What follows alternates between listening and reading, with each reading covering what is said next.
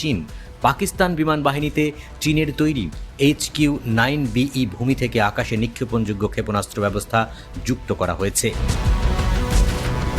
যদিও এ ব্যাপারে আনুষ্ঠানিক ঘোষণা দেয়নি পাকিস্তান কর্তৃপক্ষ, তবে তাদের এই তৎপরতা প্রতিরক্ষা ব্যবস্থার একটি উন্নত সংস্করণ হিসেবে বিবেচিত হচ্ছে।